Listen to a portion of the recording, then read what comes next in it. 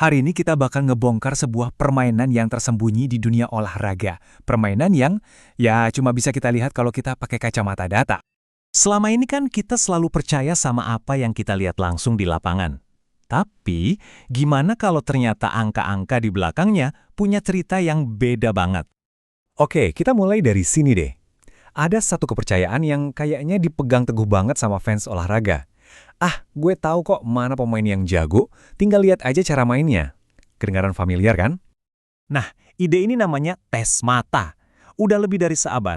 Yang dipuji-puji itu ya pemain yang aksinya keren, yang kelihatan banget usahanya di lapangan, pokoknya yang flashy deh. Selama bertahun-tahun, kalau mau ukur jagonya pemain bertahan, patokannya itu persentase fielding. Gampangnya gini, dari semua kesempatan, seberapa sering sih seorang pemain bikin kesalahan? Tapi di sini ada masalah besar. Coba bayangin, pemain yang gerakannya lambat, yang nggak bisa ngejar banyak bola, dia kan jadi lebih jarang dapat kesempatan buat bikin salah.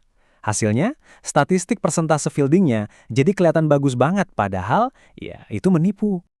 Nah, karena kelemahan itu, para ahli data mulai mikir, tunggu dulu, pertanyaannya salah nih.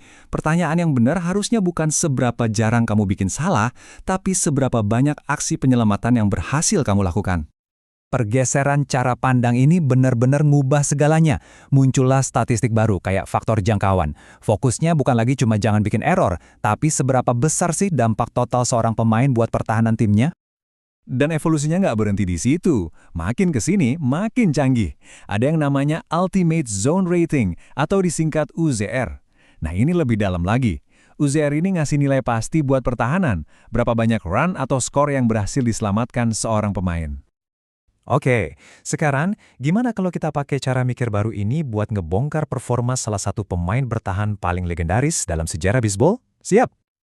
Kita ngomongin Derek Jeter, shortstop ikonik New York Yankees.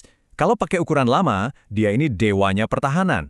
Buktinya, dia menang 5 penghargaan sarung tangan emas yang super bergengsi, 5 kali. Tes mata, kita ngeliat dia bikin lemparan-lemparan akrobatik yang keren banget, aksi-aksi penyelamatan di momen penting. Tapi, apa yang dilihat sama data yang objektif dan nggak bisa dibohongi? Dan ternyata angkanya benar-benar bikin kaget. Dalam 4 dari 5 musim di mana dia menang penghargaan pertahanan terbaik itu, statistik UZR-nya Jeter itu negatif. Artinya, secara statistik dia sebenarnya pemain bertahan di bawah rata-rata. Wow.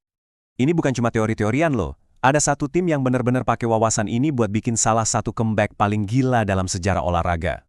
Jadi ceritanya gini, di tahun 2007, tim Tampa Bay Rays ini pertahanannya ancur banget. Saking jeleknya, statistik nunjukin mereka kehilangan sekitar 5 kemenangan cuma gara-gara pertahanan doang.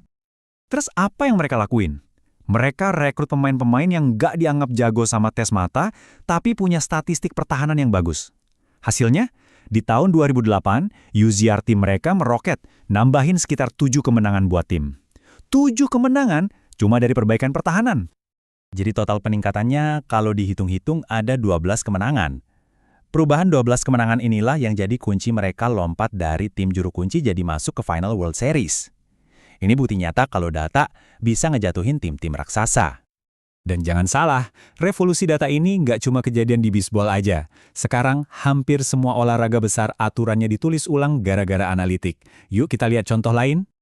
Misalnya di American Football. Ada mitos yang populer banget. Kalau tim kamu jago lari, nanti permainan operannya bakal jadi lebih gampang. Kedengeran logis kan? Ternyata, setelah dianalisis pakai data, korelasi antara keduanya itu lemah banget, hampir nggak ada hubungannya. Satu lagi mitos olahraga klasik, rontok sama data. Gimana dengan basket?